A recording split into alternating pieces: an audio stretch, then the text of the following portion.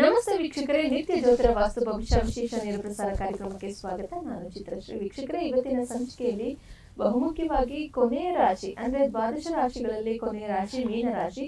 August ತಿಂಗಳಿನಲ್ಲಿ ನಾವಿದ್ದೇವೆ. ಮೀನರಾಶಿಯವರಿಗೆ August ತಿಂಗಳ ಒಂದು ಕಂಪ್ಲೀಟ್ ಭವಿಷ್ಯವಾಣಿ ಅಥವಾ ಮಾಸ ಭವಿಷ್ಯ ಯಾವ ರೀತಿಯಾಗಿದೆ ಅಂತ ಹೇಳಿ ಇವತ್ತಿನ ಸಂಚಿಕೆಯಲ್ಲಿ ತಿಳಿದುಕೊಳ್ಳೋಣ. ಯಾಕಂದ್ರೆ ಶನಿಯ ಒಂದು ವಕ್ರತ್ವ ಏನಿದೆ ಅದು ಮೀನರಾಶಿಯಲ್ಲಿ ಜರುಗಿರೋದ್ರಿಂದ ಆದ್ರಿಂದ ಯಾವ್ದಾದ್ರು ಪರಿಣಾಮಗಳು ಎಷ್ಟು ಮಟ್ಟಿಗೆ ಇದೆ ಅಂತ ಹೇಳಿ ಗುರುಜಿಗಳು ಈಗಾಗಲೇ ತಿಳಿಸ್ಕೊಟ್ಟಿದ್ದಾರೆ. ಆದ್ರೆ ನಾವಿಲ್ಲಿ ಬಹುಮುಖ್ಯವಾಗಿ ನೋಡ್ಬೇಕಾಗಿರುವಂತದ್ದು ಆಗಸ್ಟ್ ತಿಂಗಳ ಒಂದು ಮಾಸ ಭವಿಷ್ಯ ಯಾವ ರೀತಿ ಆಗಿದೆ ಅಂತ ಹೇಳಿ. ನಿಮ್ಮ ಒಂದು ರಾಶಿಯ ರಾಶಾಧಿಪತಿ ಗೋಚರದಿಂದ ಎಷ್ಟೆಲ್ಲ ಅನುಕೂಲತೆಗಳನ್ನ ನೀವು ಪಡ್ಕೊಳ್ತಾ ಇದ್ದೀರಾ ನೋಡ್ತಾ ಹೋಗೋಣ. ಮೊದಲನೇದಾಗಿ ಗುರುಜಿಗಳನ್ನ ಕಾರ್ಯಕ್ರಮಕ್ಕೆ ಸ್ವಾಗತಿಸ್ತಾ ಇದ್ದೀನಿ. ಖ್ಯಾತ ಜ್ಯೋತಿಷಿಗಳು, ಖ್ಯಾತ ಸಂಖ್ಯಾಶಾಸ್ತ್ರಜ್ಞರು ಮತ್ತು ಪಂಚಭೂತ ವಾಸ್ತು ತಜ್ಞರಾದ ಶ್ರೀ ಮಂಜುನಾಥ್ ಗುರುಜಿಗಳು. ಗುರುಜಿ ನಮಸ್ತೆ, ಕಾರ್ಯಕ್ರಮಕ್ಕೆ ಸ್ವಾಗತ. ದೇವಾನಾಂಚ ಋಷೀನಾಂಚ ಗುರು ಕಾಂಚನಂ ಸನ್ನಿಪಂ ಬುದ್ಧಿಭೂತಂ ತ್ರಿಲೋಕೇಶಂ ತಂ ನಮಾಮಿ ಬೃಹಸ್ಪತಿಂ. ಗುರುಜಿ, ಮೊದಲನೇದಾಗಿ ಕೊನೆ ರಾಶಿ ಮೀನ ರಾಶಿಯಲ್ಲಿ ನಾವು ಇವಾಗ ಇದ್ದೀವಿ. ಮೀನ ರಾಶಿಗೆ ಸಂಬಂಧಪಟ್ಟಂತೆ ಆಗಸ್ಟ್ ತಿಂಗಳ ಮಾಸ ಭವಿಷ್ಯವನ್ನ ನೋಡುವಂತ ಸಂದರ್ಭದಲ್ಲಿ ಮೊದಲನೇದಾಗಿ ಆಗಸ್ಟ್ ತಿಂಗಳಿನಲ್ಲಿ ಯಾವೆಲ್ಲ ಗ್ರಹ ಗೋಚರ ಜರುಗ್ತಾ ಇದೆ ಅದರ ಒಂದು ಆಧಾರದ ಮೇಲೆ ರಾಶಿ ಫಲ ಏನಿದೆ ಮತ್ತೆ ಆಚರಣೆಯ ಭಾಗ ಏನ್ ಮಾಡ್ಬೇಕು ಗುರುಜಿ? ನೋಡಿ, ವಿಶೇಷವಾಗಿ ಪ್ರತಿ ಮಾಸಿಕ ಫಲಗಳನ್ನು ನೋಡಿದಾಗ ದೊಡ್ಡ ಗ್ರಹಗಳ ಗೋಚಾರದಲ್ಲಿ ನೋಡಿದ್ರೆ ಶನೇಶ್ವರ ಗ್ರಹರು 130 ದಿನಗಳ ಕಾಲ ವಕ್ರಿಯಾಗಿ ವಕ್ರತ್ವದ ಪ್ರಭಾವ ಕೊಡೋದ್ರಿಂದ ರಾಶಿಯಲ್ಲೇ ನಿಮಗೆ ವಕ್ರ ಶನಿ ಪ್ರಭಾವ ಇರೋದ್ರಿಂದ ಹಿಂದಿನ ರಾಶಿಯ ಫಲಗಳು ಕೊಡುತ್ತೆ. ಮೀನರಾಶಿಯವರ 7.5 ಫಲಗಳಿಂದ ಸ್ವಲ್ಪ ದೂರವಾಗುವಂಥದ್ದು ನಿಶ್ಚಿಂತೆಯಿಂದ 130 ದಿನಗಳ ಕಾಲ ಅಲ್ಪ ವಿರಾಮ ಕೂಡ ಇರುವಂಥದ್ದು. ಇನ್ನು ದೊಡ್ಡ ಗ್ರಹವಾದ ಗುರು ಭಗವಾನರು ವಿಶೇಷವಾಗಿ ಇಲ್ಲೇನಾಗುತ್ತೆ ಅಂದರೆ ಒಂದು ರಾಶ್ಯಾಧಿಪತಿ ಅಂತ ಹೇಳ್ತೀವಿ, ಪಂಚಮ ಸ್ಥಾನದಲ್ಲಿ ಪ್ರಸ್ತುತ ಪಂಚಮ ಭಾವದಲ್ಲೇ ಇದ್ದು ಗುರುಬಲ ಹಾಗೆ ಮುಂದುವರಿತಾ ಇರುವಂಥದ್ದು ತುಂಬ ಒಳ್ಳೆಯ ವಿಚಾರ ಅಂತ ಹೇಳ್ತೀವಿ.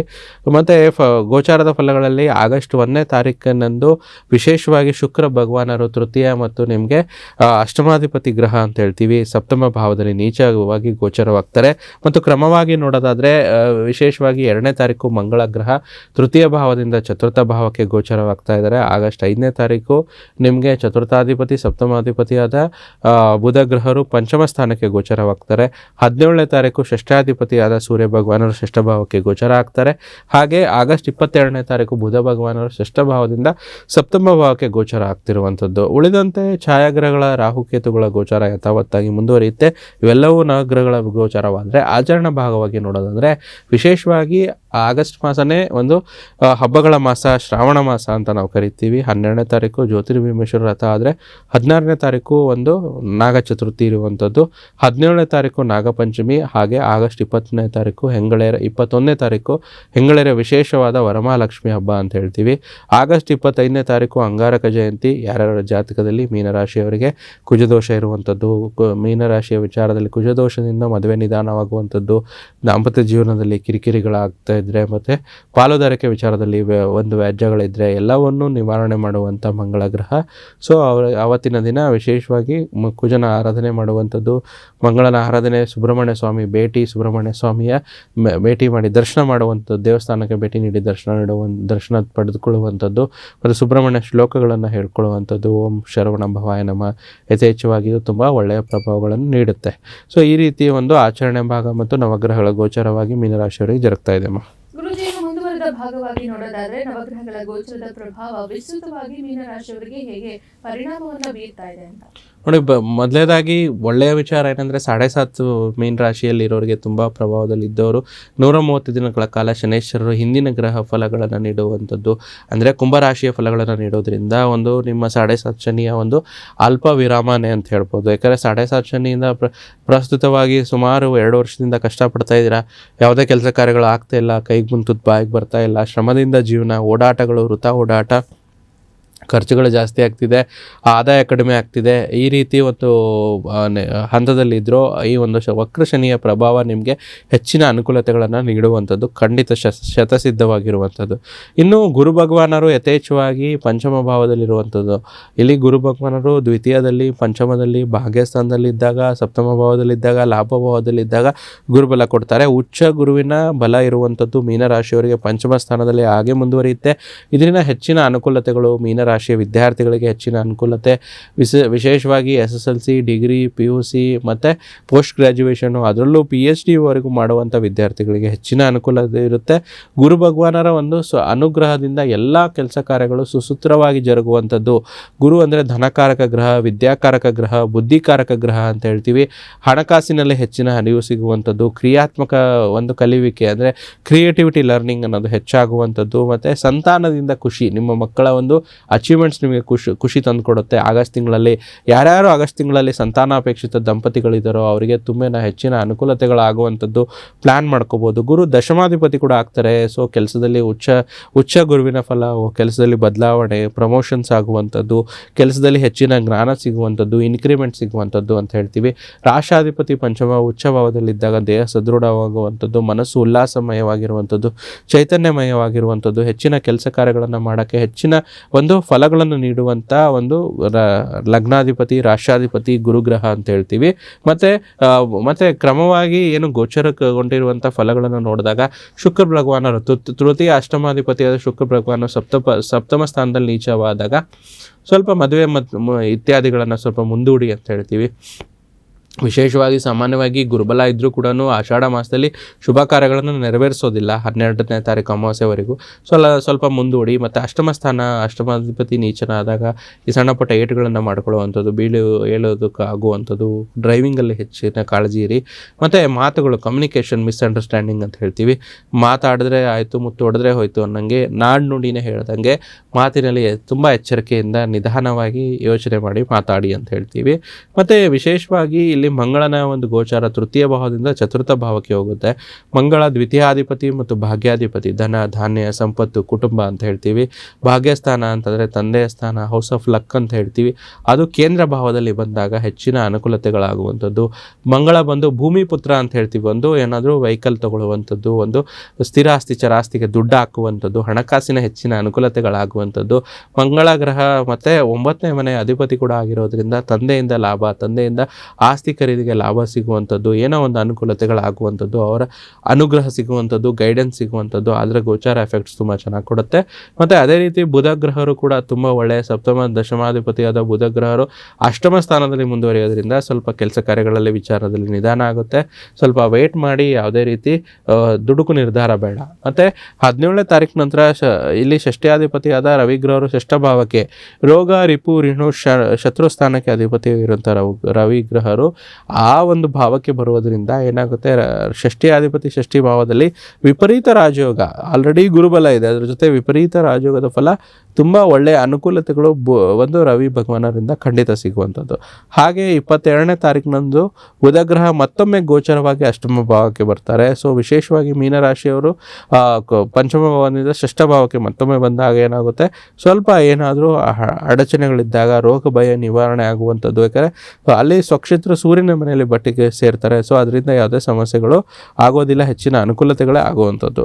ರಾಹುಕೇತುಗಳು ಛಾಯಾಗ್ರಹಗಳು ನಿಮಗೆ ವಿಶೇಷವಾಗಿ ವ್ಯಯಭಾವ ಮತ್ತು ಷಷ್ಠ ಭಾವದಲ್ಲಿದ್ದು ಅದು ಹಾಗೆ ಮುಂದುವರಿಯುತ್ತೆ, ಹೆಚ್ಚಿನ ತೊಂದರೆಗಳು ಕೊಡಲ್ಲ.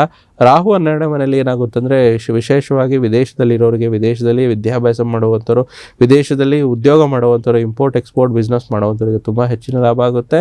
ಅದರ ಜೊತೆಯಲ್ಲಿ ಯಾರು ವಿದೇಶಕ್ಕೆ ಹೋಗಿ ಅಲ್ಲಿ ನೆಲೆಸ್ಬೇಕಂತಾರೋ ಅವರಿಗೆ ಅನುಕೂಲ ಆಗುತ್ತೆ.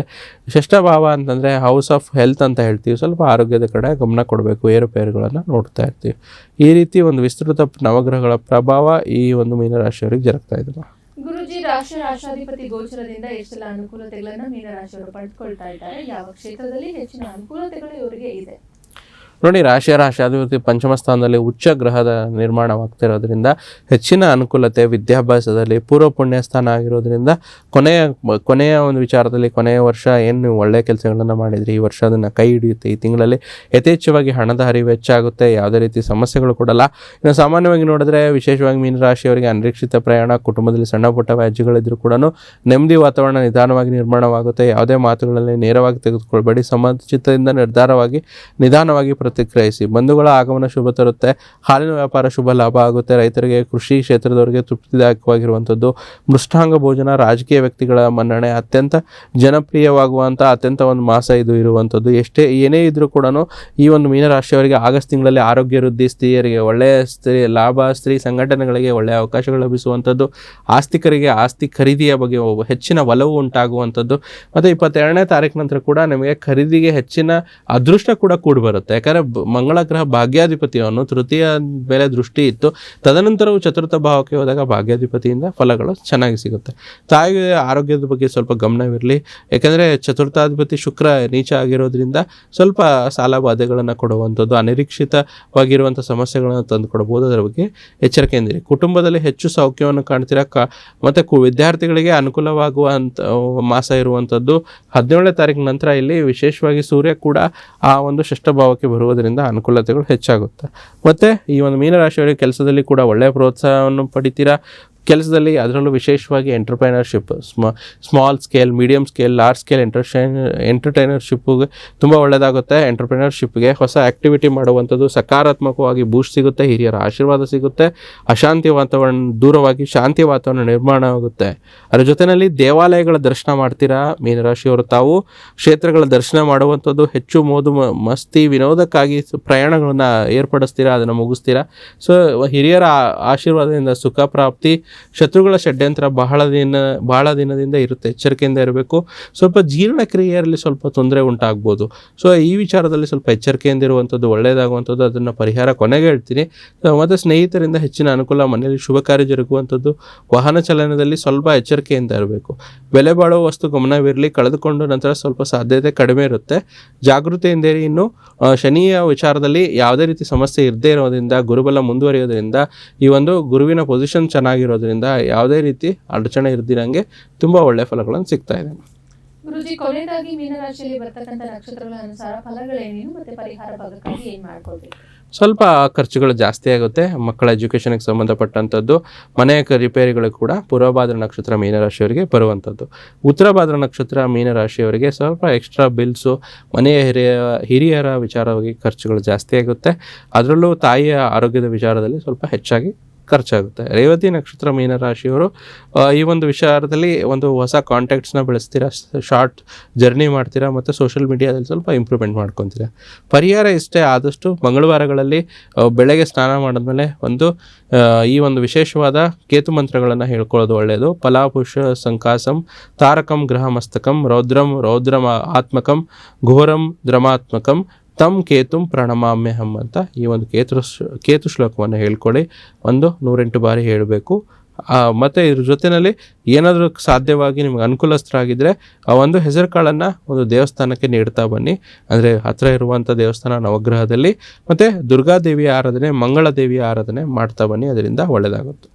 ಗುರುಜಿ, ಇಷ್ಟೊತ್ತು ಕೂಡ ನಮ್ಮ ಜೊತೆ ಇದ್ದು ಮೀನರಾಶಿಗೆ ಸಂಬಂಧಪಟ್ಟಂತೆ ಆಗಸ್ಟ್ ತಿಂಗಳ ಭವಿಷ್ಯವಾಣಿಯನ್ನು ತಿಳಿಸೋದ್ರ ಜೊತೆಗೆ ಪರಿಹಾರ ಭಾಗವನ್ನು ಕೂಡ ನಮ್ಮ ವೀಕ್ಷಕರಿಗೆ ತಿಳಿಸ್ಕೊಟ್ಟಿದ್ದಾರೆ. ಗುರುಜಿ, ಧನ್ಯವಾದಗಳು. ಸರ್ವೇ ಜನೋ ಸುಖಿನೋ ಭವಂತು, ಸಮಸ್ತ ಸನ್ಮಂಗಳಾನಿ ಭವಂತು. ವೀಕ್ಷಕರೇ, ಇವತ್ತಿನ ಕಾರ್ಯಕ್ರಮವನ್ನು ಇಲ್ಲಿಗೆ ಮುಗಿಸ್ತಾ ಇದ್ವಿ. ಮೀನರಾಶಿಯವರು ಪರಿಹಾರ ಭಾಗವನ್ನು ಖಂಡಿತ ಮಾಡ್ಕೊಳ್ಳಿ. ಒಳ್ಳೆಯದಾಗಲಿ. ಮುಂದಿನ ಸಂಚಿಕೆಯಲ್ಲಿ ಭೇಟಿಯಾಗೋಣ. ನೋಡ್ತಾ ಇರಿ ಪ್ರಗತಿ ಟಿವಿ. ಇದು ನಿಮ್ಮಿಂದ ನಿಮಗಾಗಿ.